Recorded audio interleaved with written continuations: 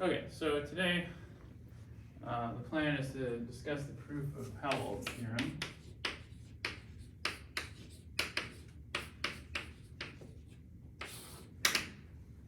So, Lazarsfeld does, half the proof leaves, part of it for an exercise. I wanted to try and, explain the ideas a little more from the perspective of toric geometry because from that perspective, it's easier to see what's going on, and without it, you can kind of get hung up on, kind of get lost in combinatorics and maybe lose sight of the geometry. So let me just remind you what this theorem does, is that this lets you, given a monomial ideal,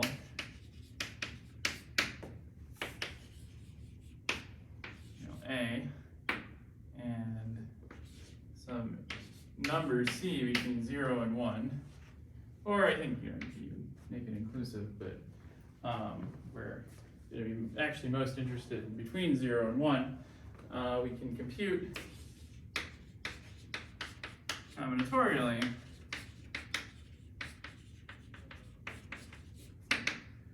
J of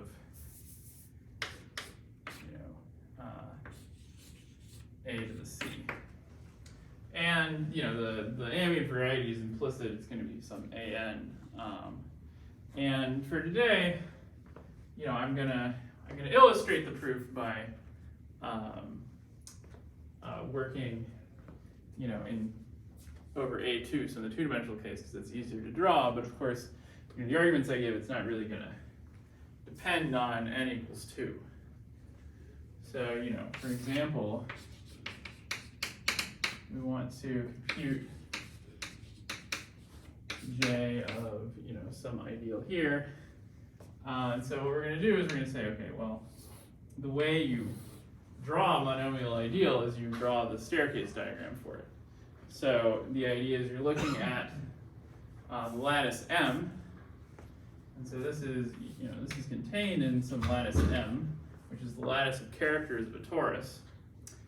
And then so here we have 1, y squared, y cubed. Let's say we have a y to the 4th, an xy squared, and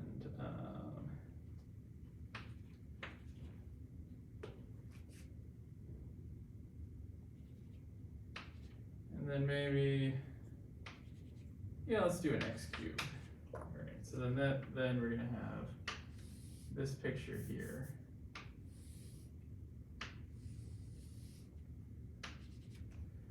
Okay, and then the idea is that the multiplier ideal depends only on the this polytope that this polyhedron that we get, which is given by shading. And the idea is that this polyhedron is representing all of the monomials that are in the ideal. Because if you're, and then, you might say, well, what about this guy here? Well, the idea is that this ideal, it might not be saturated. And so, if you go far enough out in the polyhedron, then you're in the ideal.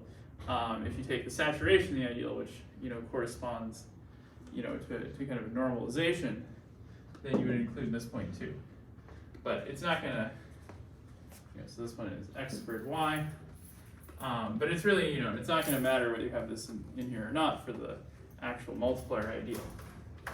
So, what I want to do is I want to compute J of this ideal, y to the 4th, xy squared, x cubed to the c.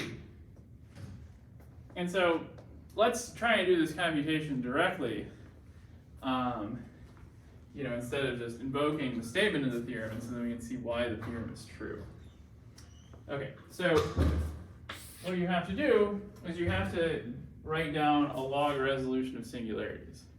Now, there's a couple of approaches to this, but when you're doing blow-ups, we're going to be doing toric blow-ups. So we're going to be blowing up at evaluations that are invariant under the torus action. And so that means what we're going to do is we're going to start with the fan. So I have this one, I can think of this as E1 E2. And you know, this is some fan in N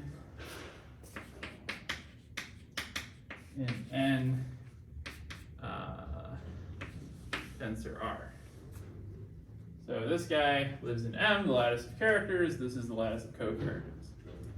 Okay, so the first thing we have to do is take a log resolution of this ideal. And so the idea behind that should be, well, we're trying to take the ideal and we're going to try and turn it into a divisor. Okay, so, so that's, you can think of that as blowing up at the ideal. So what does that correspond to in this picture? Well, like what should the dual picture of this polytope be? Well, it should be a fan defining the polytope. And so the idea is that you say, okay, or rather this polyhedron. So the idea is that each of these, lines here and here, that's defining an inequality. And so in particular, this linear function here and this and likewise the linear function there correspond to rays in this picture. So when we do the blow up, we should be extracting those rays. Okay, and so we'll say, all right, well, okay, so then we have to figure out what rays we're looking at. Well, so this flat line here, this corresponds to, you're looking at like the dual picture, so you want the rays that are dual to each of these lines. So this one here, this is just, the ray that you have is just the one in the 1-1 direction. So we have this ray, E1 plus E2. And then, here, so, like that. And then if we're doing this one, then this one, the ray is kind of pointing, this direction is, you're going over 2 and up 1.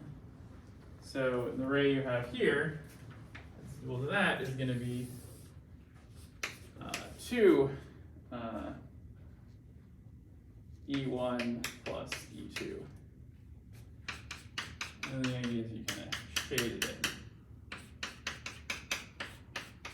Okay, so there's 2 questions I guess maybe 3 questions that we have to resolve.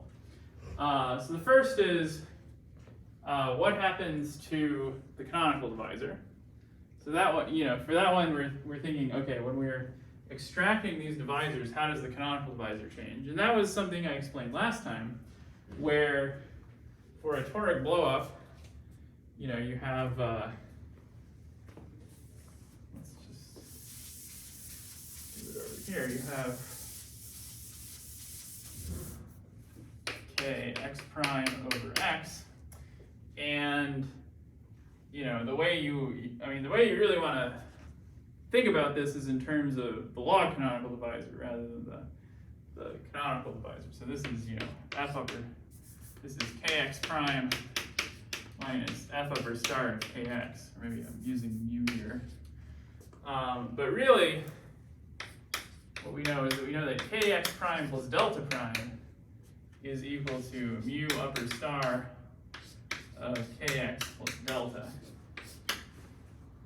And so this is the formula we use to get the relative canonical divisor, is we just say, well, if I imagine if I added this delta and pulled that back, then I would get, again, a trivial divisor. And in particular, you'd get this, the sheaf of log differentials. Or, the exterior power, rather, the sheaf of log differentials. Okay, so, and then you can just kind of keep messing with this. So you get kx prime plus delta prime is equal to mu upper star kx plus mu upper star of delta. And, right, and so then this just becomes that kx prime over x is equal to mu upper star of delta minus delta prime. Okay, so then delta prime, by this, definition, should be all the components, all of the torus invariant divisors with multiplicity 1. So in particular, by subtracting this, what you're left with is you lose one for every component you started with, and then you just have to check the multiplicities that you're left with individually. Okay, so let's just do a sanity check. So what happens here, right, is that so this divisor pointing upward, it's a 1, 0. You can think of that as a right. So let's see. So what is this one? The one pointing upward. Yeah. So this one, maybe I should have labeled this one E1 and this one E2. I don't know. Well, in this accounting, because let's see, so 2E1 plus E2 is like pointing this way, then like just E1 is pointing this way, and then that should be, let's see, so is that X or Y? Yeah, I guess that's the vanishing of X, right? Yeah. So, but regardless, if you take this E1 and you imagine pulling it back, then that's the piecewise linear function that's 1 on E1 and 0 on E2. So in particular, what we get is that that this guy has multiplicity 1 in the pullback of that, and it also has multiplicity 1 in the pullback of E2, so it has total multiplicity 2. But then when you subtract delta prime, then I'm left with 1. So I have 2 minus 1 is 1. So here I get a 1. This is just marking what kx prime over x is, so I get a 1 here. And then I just do the same computation here.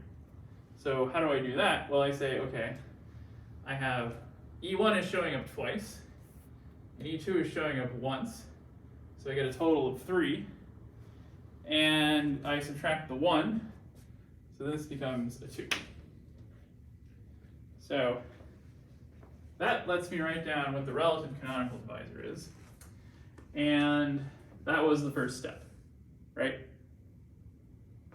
Okay, so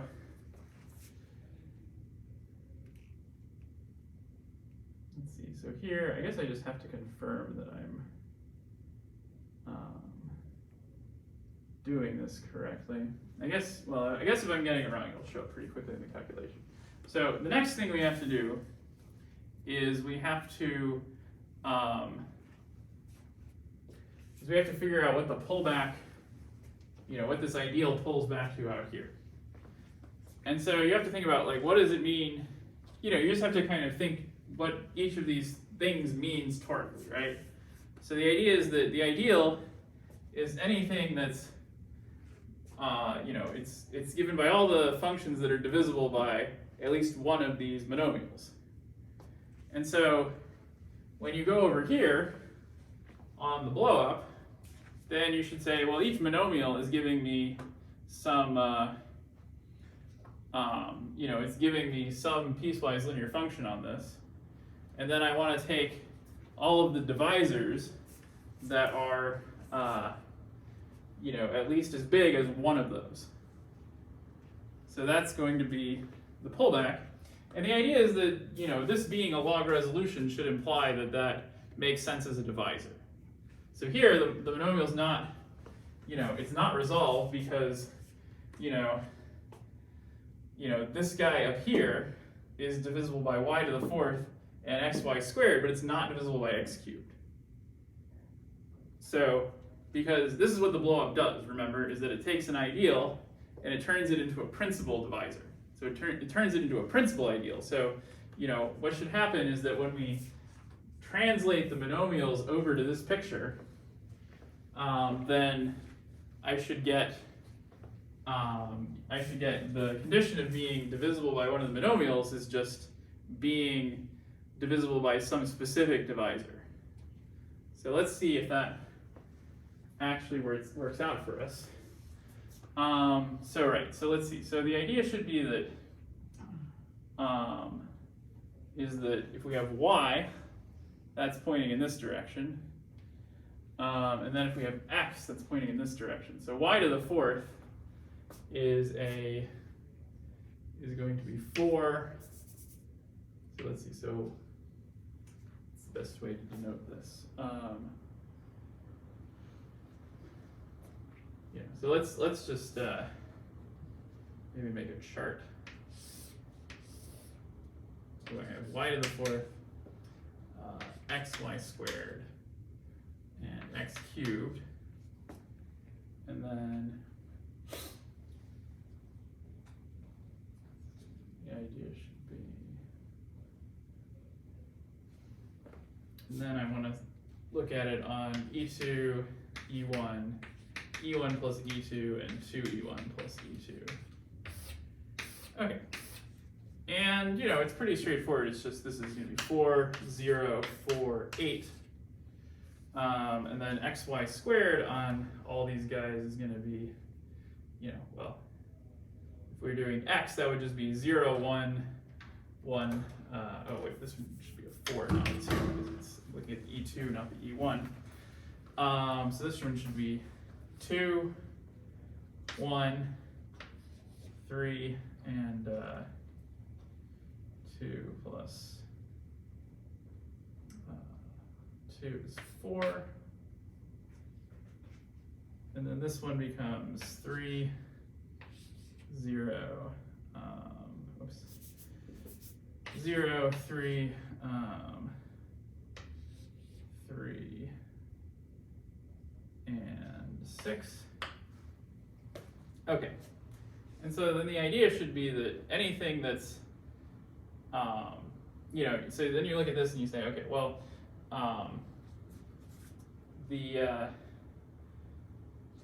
you know, we don't really have to pay, let's see, I guess we do have to pay attention to what's happening.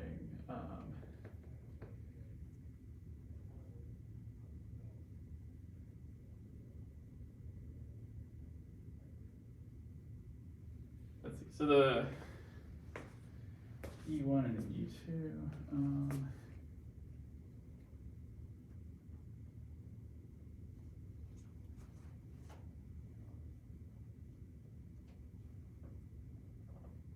yeah, so the idea should be that you're doing something like, you know, taking a minimum across this table, right? Because that's what the, you know, that's what it is to be, you know, coming from an ideal, right? So in particular, you should be getting, you know, this part of the table, the 3 and the 4.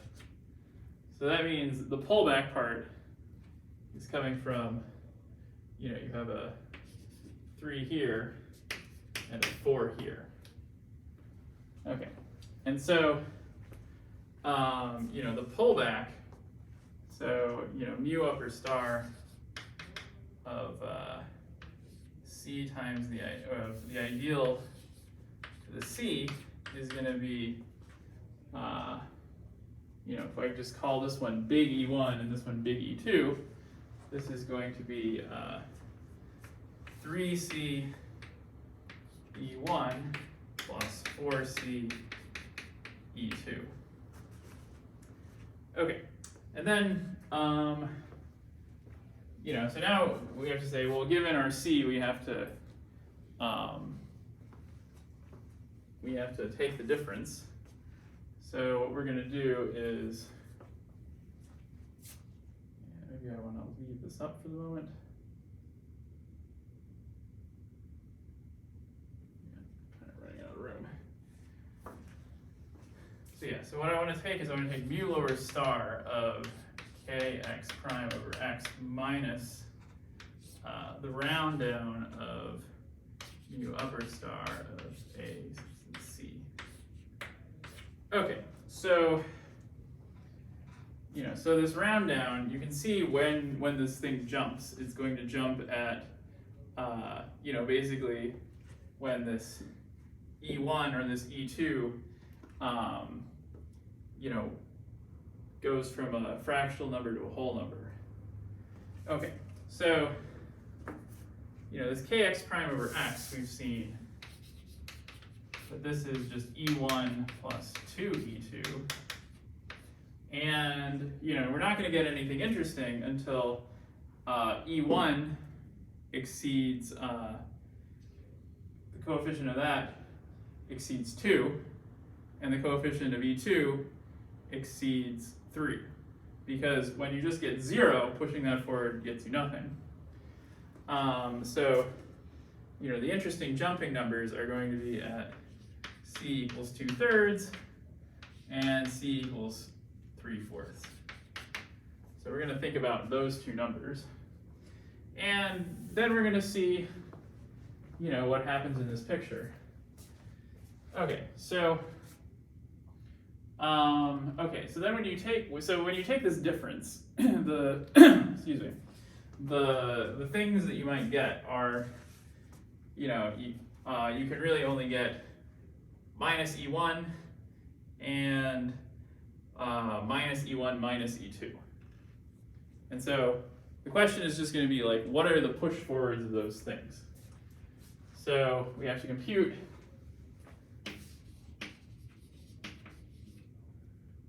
mu lower star of minus E1 and mu lower star of minus E1 minus E2. Okay, so the way that works is we're going to say, all right, so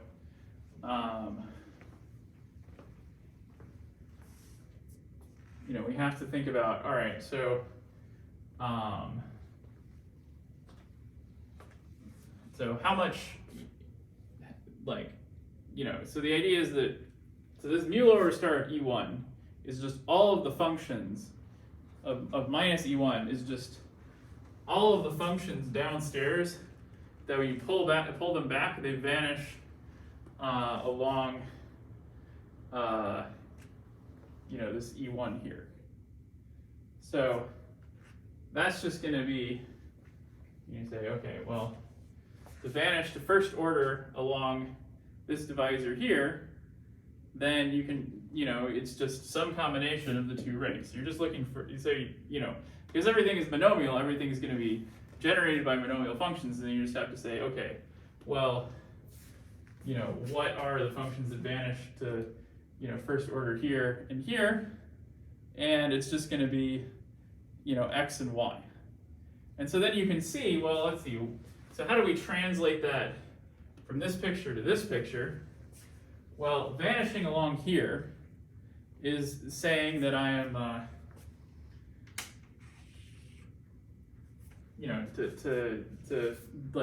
the question of what your order of vanishing along that divisor is given by which of these parallel lines you lie on. So what this is saying is that when you hit the first jumping number, then you get x and y in the ideal. And that's exactly what we get from Howald's theorem, because it's saying if I shrink this p, so you imagine you shrink the p all the way down so that 1's in the ideal, and you get no multiplier ideal. And then the idea is you're making the p bigger and bigger as you scale c up. And then the first jumping number hits when your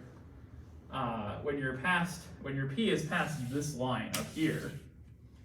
That's gonna be what corresponds to the 2/3 here, because this line goes through x cubed, and then at 2/3 is going to go through x squared, and so that's exactly as predicted by let's see.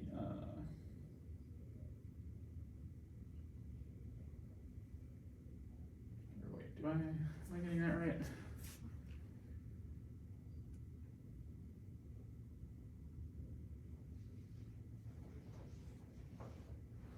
It's supposed to be like the 1, 1 vector, right? Oh, and I guess that would, oh, I see, no, it's, yeah, sorry, it's when 1 leaves the ideal, right? So the idea is that 1 is in the ideal to start with, and then the place where 1 leaves the ideal is when you hit this line right here. And so then you're saying, well, goodbye to 1, and so you just get x and y in there. And that's at exactly c equals 2/3 that your p contains this point here, is that you're just shrinking it down, and then you'll get xy which lies like midway along this line here. Like if you had x to the 3/2, y to the 3/2, and you scale that down, you get down to xy. So that corresponds to c equals 2/3. And then as you make it slightly bigger, eventually you're going to lose one of x or y. And the way that happens is we say, okay, so I not only need to vanish to first order along E1, but also along E2. And so then you say, okay, well,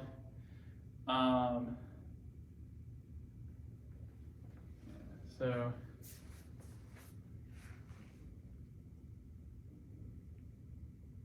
the idea is that if I vanish along E2, then let's see, that should be, well, this E2, if I'm just coming from,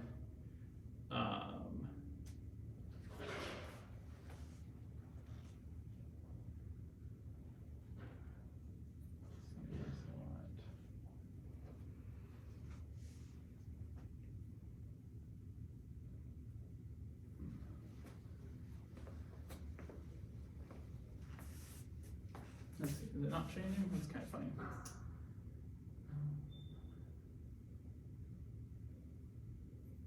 Oh yeah, I guess that one doesn't affect it at all, even though, so if I had like a 2 here, then, I would rule out like an x or a y. So maybe, we should do an example like that in a bit. But, just because, if you vanish along E1, then you're kind of forced to vanish along E2 as well. So getting the extra E2 in there doesn't do anything. So we can rule out this one as a jumping number.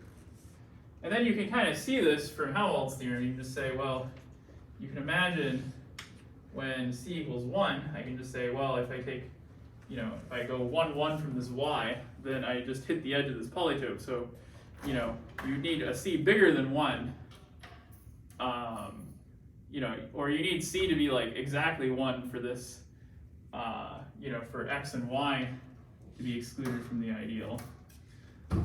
So let's see. So what happens when c is exactly 1? So when c is exactly 1, that's the other jumping number. So then I will get a 2e1 and a 2e2 in the difference. And so that would be like saying, well, if I want to do mu lower star of 2e1 minus 2e1 minus 2e2, well then that's going to be just all of the quadratic forms here. So all those vanish to second order at E1, and so they also vanish to second order at E2. Okay, and so, there you can see, this wasn't really a proof, but it's kind of going through the combinatorial computation in detail, and you can kind of see how, there's an interplay between this side and that side. Okay, so any questions so far?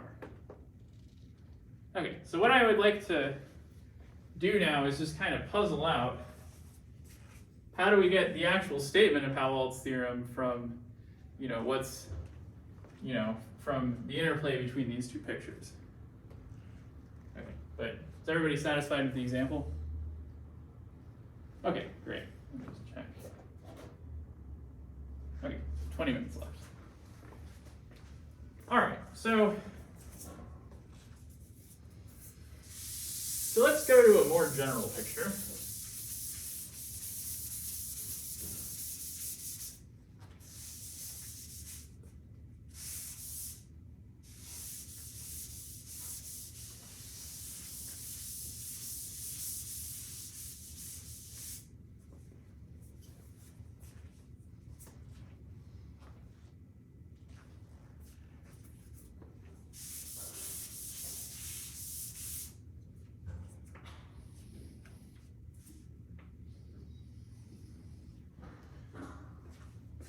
Okay, so, again, I have, my lattice M, and I have some polyhedron in there corresponding to an ideal. So, let's, we can just draw, like, abstractly such a polyhedron. And then on the other side, we're going to have, so here we have our p, and this can be scaled up or down by a constant c. Okay, and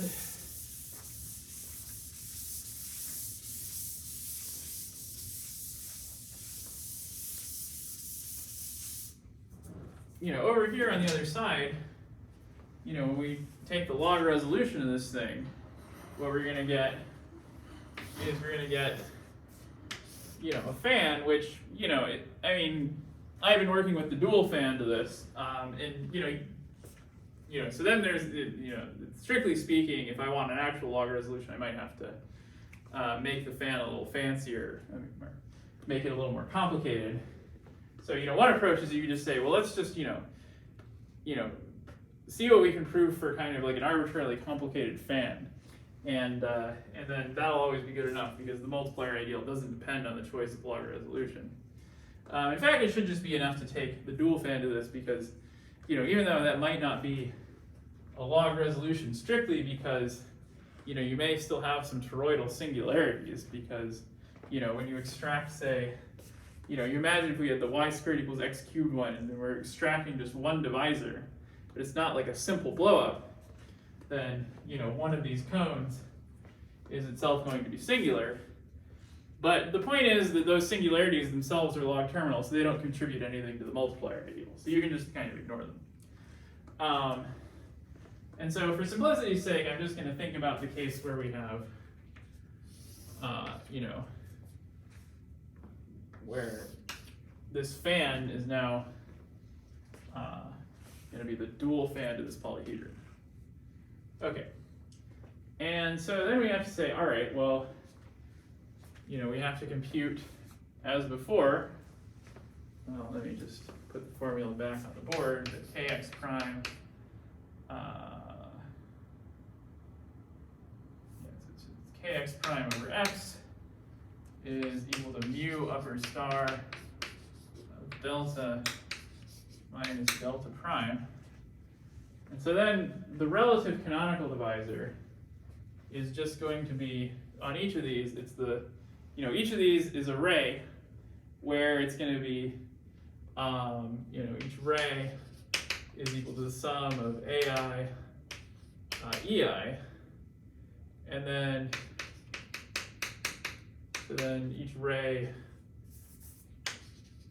Ri is going to be given by this coordinate, and then the divisors are formal sums of the rays. And so this is just going to be the formal sum where I have the sum of the AI minus 1 assigned to each R sub I. Okay, this is kind of clunky notation because here I'm saying, oh, here's the ray as a vector, and then here this is a formal sum of vectors. So it's not itself, you're not supposed to just like add, you're not supposed to evaluate this as a point in the fan, you're just supposed to say, assign to each ray this number. Okay, all right, and so then, well, what is CP doing? Well, the idea is that, what you're doing is you're going to take the minimum among the pullbacks of all of these guys here. So that's, the idea is like, you want the ideal of all functions that are, multiples of at least one of these guys. And so that's saying, well, I just want the divisor, that's the minimum of, you pull back each thing in here. So, let's see. So we want to kind of think of this, in a way that's sort of consistent between the dual pictures. So, how do you know if you're in the ideal? Well, the way you know you're in the ideal is you have to have, so the ideal is just going to consist of all the elements of M such that f sub I of M is greater than or equal to, let's just call it P sub I. So, in other words, there's some inequalities defining the polyhedron that you have to satisfy to be in the ideal, right? Okay, but then what is this f sub I? Well, these are just given by the rays.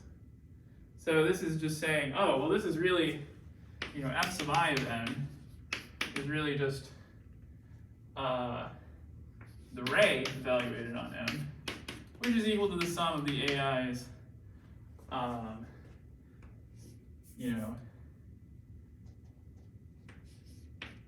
times EI is evaluated on m. Okay, but the EI evaluated on m is just the coordinates. So it's just a weighted sum of the coordinates, but the weighting is exactly given by the ray here. So now you can kind of see where this -1 comes into play, because it's the difference between k and this thing here. All right, so then if I'm taking I to the c, then I'm just weighting all of this by this constant c, AI, EI times m. Okay. So now what we have to do is we have to say, all right, well, for an element in here, we want to translate it to a function over here. Well, what's the function I get? Well, it's just, on each ray, it's just what m evaluates to. So, so mu upper star of m is just going to be equal to the formal sum, like over there, of Ri of m times Ri. Okay. All right, so, yeah, and so then the ultimate goal is just to say, all right, well, I want to compare,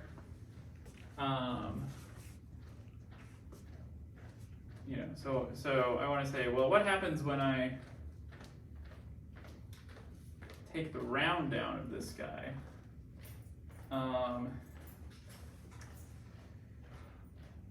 Yeah, so taking the round down should just correspond to when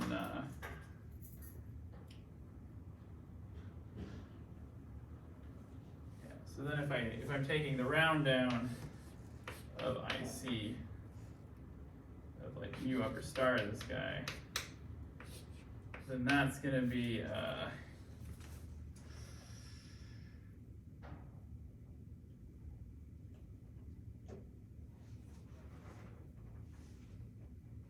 I guess the point is you're just taking all the m's, pulling them back, and then rounding them down. So the idea is that you're just taking the round downs of all the RIs of m, and then taking all that, and then you're just taking a minimum over all that. Min over m of this times Ri, and then I'm summing over the RIs. So we have a big sum in front. Okay, yeah. I think my terrible notation is kind of catching up to me here. But, all right, so the idea should be, I mean, really what we want to analyze is kind of the round down itself is a little misleading, because we really just want to understand the behavior when a jump happens. So when, C passes a threshold. So, let's see. So I think, proving, in the 10 minutes we have left, proving the whole theorem is going to be kind of a stretch. So I think what I want to do instead is just try and understand as best we can when the multiplier ideal is trivial and when it's not. So, the first jumping number is just when the multiplier ideal goes from being 1, because, if the ideal is as small as possible, if you just take that C to be 0, then of course 1 has to be in the multiplier ideal, because your object is supposed to be common autolog terminal. Okay, so the idea is to say, all right, well, when is 1 not in the picture? Well, that should be exactly when this kx prime over x dips,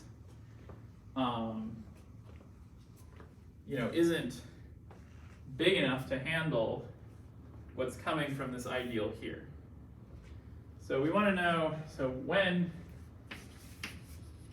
does C satisfy that you know, that the minimum over M of this round down of Ri of, yeah, let's just say CRI of M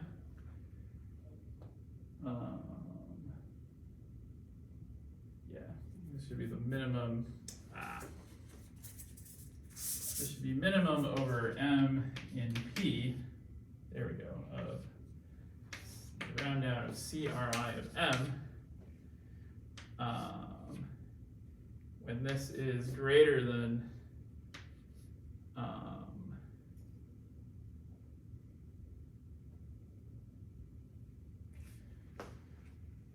yeah, I want this to be greater than kx prime over x.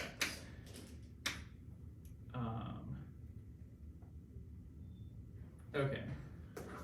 And so that should really just mean that it, you know, for, you know, so this should be just the sum of the AI's minus 1 times RI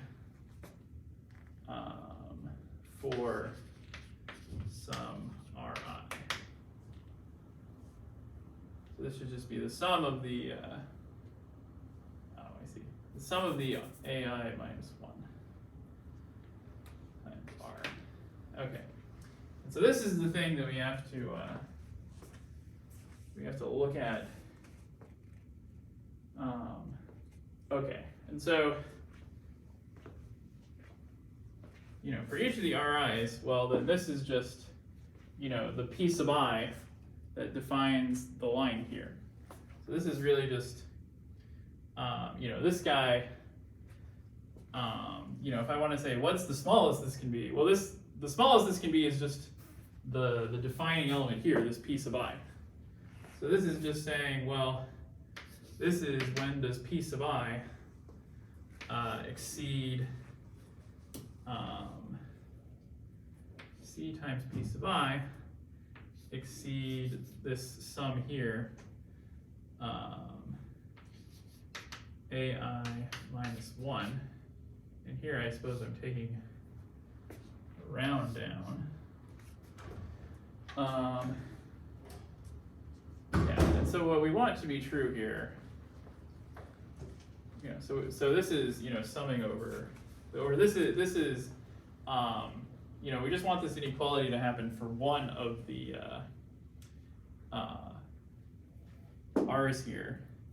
And then we're saying, okay, well, the threshold happens when, you know, we're looking at a round down here. So the threshold happens when CPI is just equal to the sum of the AIs, right? Because we want it to be greater than, we want the round down to be greater than minus 1.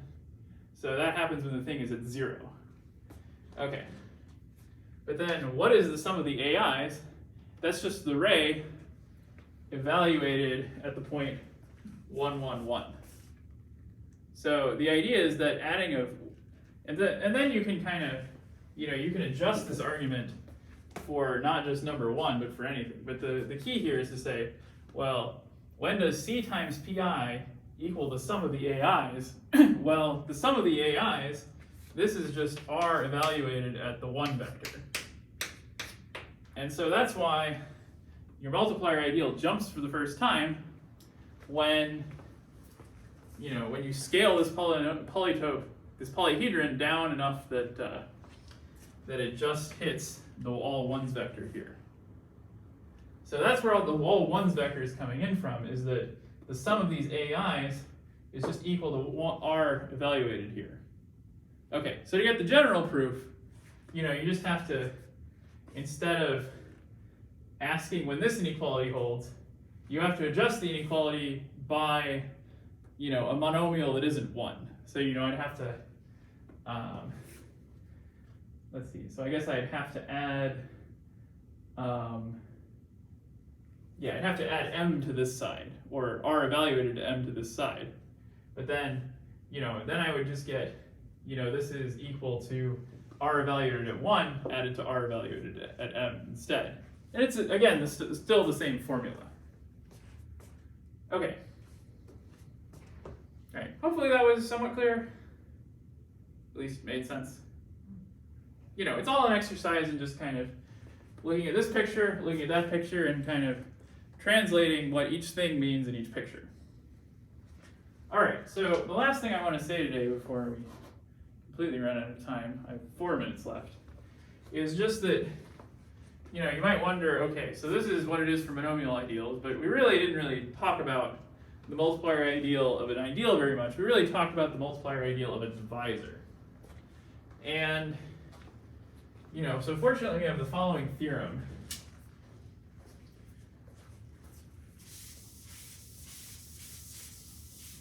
So let's just let I of P equal, you know, the saturated ideal of P. You know, of course it does, you know, it doesn't matter whether you take the saturated or not because it's the same formula determining what the multiplier ideal is, but this is just for convenience. So it's just, you know, everything in the shaded region. And then, you know, for a generic F with Newton polytope P, and so, you know, in particular this implies F is in this ideal, then, and we need 0 between C and 1, then,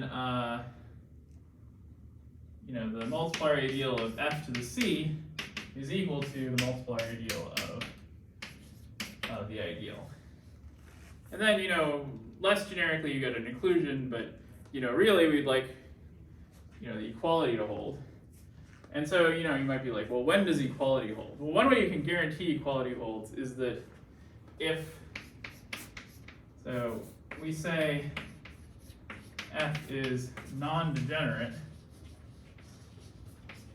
with respect to P, if, you know, if this condition holds, and for any sigma, you know, a face of P, then you can take F sub sigma, which is just the, you know, it's just the polynomial, the monomials that are in sigma, you take that part of F. And then we want the differential of F sub sigma is non-vanishing on C star to the end. Okay, so what this condition really says is just that when you, I mean, it's really, I think you should really interpret this as like a condition about the Grosvenor degenerations of F or something like this. And you want to say that they're like, well, yeah, you want to say that you don't pick up any singularities in the big locus. Well, so what can happen is that, you know, this is like, so maybe kind of an example might help clarify this, but I don't really have time. So, you know, if I had, you know, x cubed, xy, and y squared, then, you know, this is sigma 1 and sigma 2. So if f is equal to x cubed plus xy plus y squared, then, you know, f sub sigma 1 would be just x cubed plus xy. F sub sigma 2 would be xy plus y squared. And then you'd also have, you know, the sigmas just corresponding to the individual points. But those, of course, you differentiate them, you'll get monomials. So you just have to check whether these are non-singular inside C star. Which I believe these are because, you know, here you can just factor out an x. And, you know, yeah, the x gives singularities, but on the boundary. And then you're left with x squared plus y, which is just a parabola. And then likewise here, you know, this polynomial will be non-degenerate with respect to this Newton polytope. Polygon, I guess I should say. Not a polytope because it's unbounded. And so therefore, its multiplier ideal, you can calculate it just using Helmholtz theorem. Okay, so that's it for today. See you next time.